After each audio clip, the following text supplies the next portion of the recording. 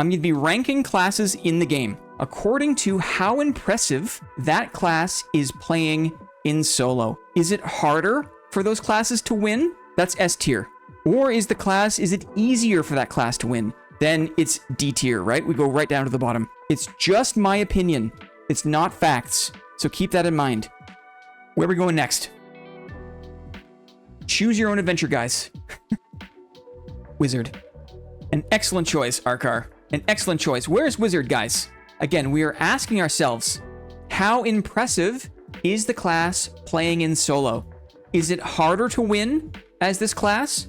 Is it easier to win as this class? Caster Wizard. What do we think?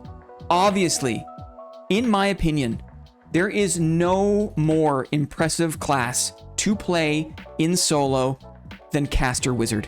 This is the most impressive class to play well in a solo context.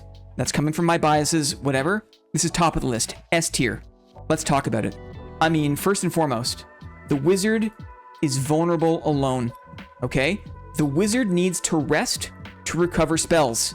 That means that the Wizard is not running around. That means the Wizard has to sit, has to rest. They are vulnerable.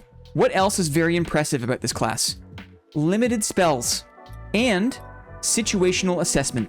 Not only do you have to constantly be assessing your positioning, your spacing, your opponent's build, what your opponent is likely to do, and choose the right spell to cast in that situation, you also have to keep track of how many of those spells you have left in your memory before you have to break away and sit down.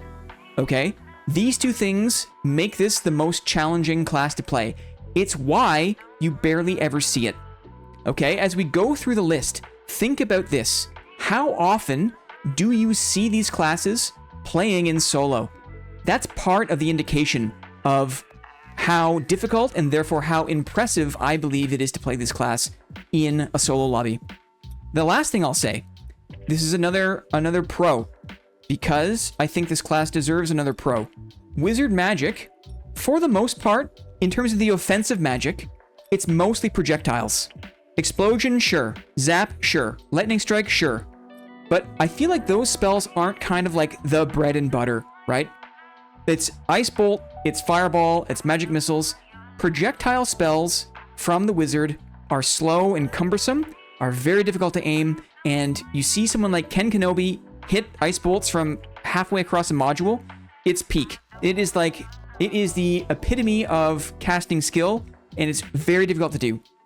Tracking your opponent and hitting headshots with projectiles, very, very difficult, very, very impressive. On the downside, on the side of any unbalanced advantages, I think there are a couple. So let's be honest about this. In my opinion, and again, dudes, it's just my opinion, okay? This is just my opinion. There is a high ranged DPS potential for Caster Wizard and mobility. So anytime a class gets to take advantage of ranged damage, in solos, they have an advantage. Anytime a class gets to take advantage of higher move speed, better mobility, in solos is an advantage. So Wizard has those advantages, I won't lie. These advantages, though, are easily eclipsed by all the aforementioned challenges. So even though they're doing a ton of DPS at the safety of range, and also they have the comfort of higher move speeds, they need to sit, they need to rest, they have to count their spells, they have to hit their projectiles, etc., etc. Also, the other advantage that the Wizard gets, in my opinion, is they get to break doors easily with Fireball and Explosion, and they get to drop aggro with Invisibility. Those things in solos are also having tremendous utility, a tremendous value.